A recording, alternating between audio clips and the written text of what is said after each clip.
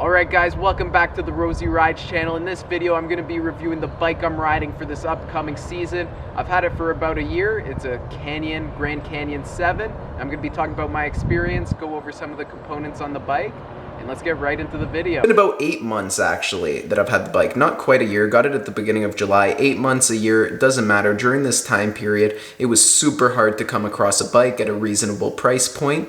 Brand new. With that said, how I got this bike was pure luck. I knew I wanted this bike in particular. It was spec'd, it was priced perfectly for the budget I was working with, and I signed up for Canyon's email list. When the bike would be available, I'd get a message from them. However, that never happened, and it was a pure fluke that I even got this bike at the time I did. So I was up one night late gaming with my friends, going hard. Oh my God! And then they asked me about the bike. I'm like, oh, I don't know. I forget the question. They asked me a question about the bike.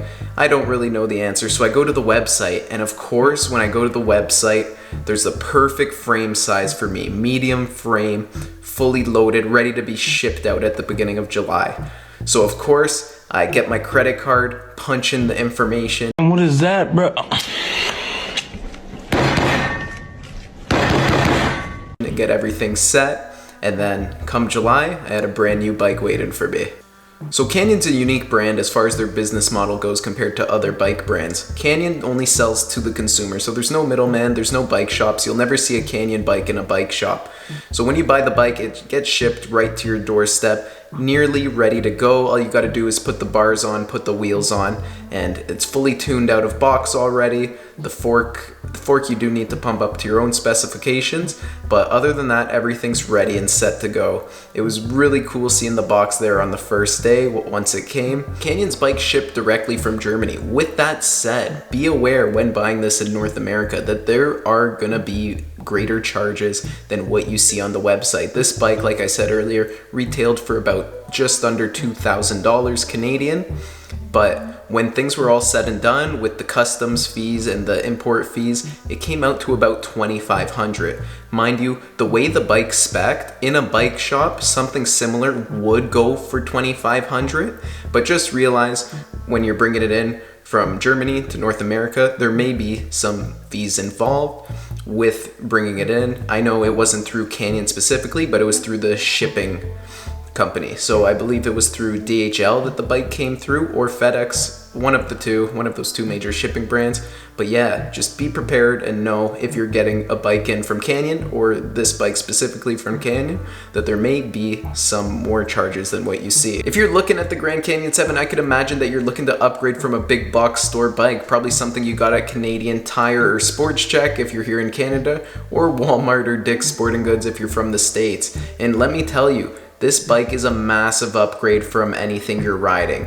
Starting with the 12-speed drivetrain, it is massive. The range that you have as far as gearing goes, you're able to climb anything as well as maintaining speeds on the flats and the downhills. Next is the brakes. I say you can only go as fast as you can slow down, and that was a major thing holding me back from pushing myself, knowing that I'm able to slow down in a timely manner to take those corners. So the brakes were a massive upgrade. Disc brakes on the Grand Canyon 7, the Shimano MT 400s. Another thing was the fork. The fork is night and day to a coil fork you'll see in a big box store bike. I know it is only an entry-level Judy RL, but air fork makes such a big difference in the riding experience.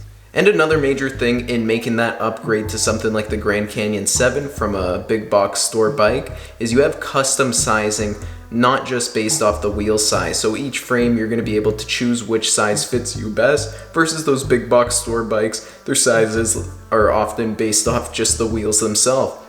With that said, I'm about 5'10", so I ride the medium. I did want to go for the small just because I wanted that tighter handling on the bike, but unfortunately the small only comes in 27.5-inch wheel sizes, and I was really looking for a 29er just because I knew I was going to be doing cross-country racing in the future. But if that's not something you're looking for and you're in and about that size and want something, you know, with a little bit more handling due to the smaller frame, then that could be an option for you as well.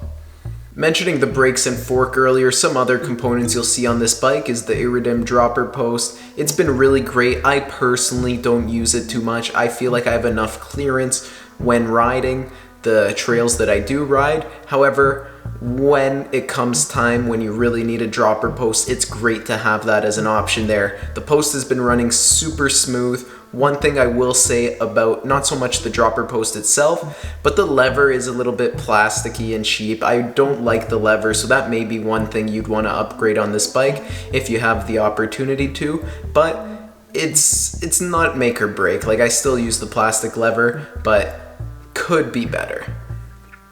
Also, remote lockout. Remote lockout locks out that front fork, and it's on that left side of the cockpit. You could put it to the right, all personal preference. That's just the side it came on when I ordered the bike. And one thing I noticed about remote lockout is it's really easy to just lean over and lock out your fork, even when you're riding at high speeds. So this was a major focus for me when I was buying the bike originally, but now looking back with the knowledge that I have in riding, I would not have put the remote lockout as such a high priority in my own personal bike search.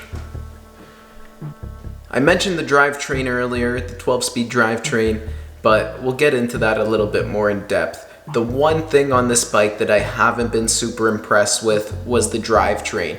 At the beginning, it was super consistent, shifting great, especially when it's in comparison to a big box store bike that you may be riding. It's the best thing ever. But I noticed after a couple falls on the derailleur, it just never shifted the same since. And unfortunately, on the lower end of things, SRAM SX is just above that NX, so it's still a mid to entry level cassette.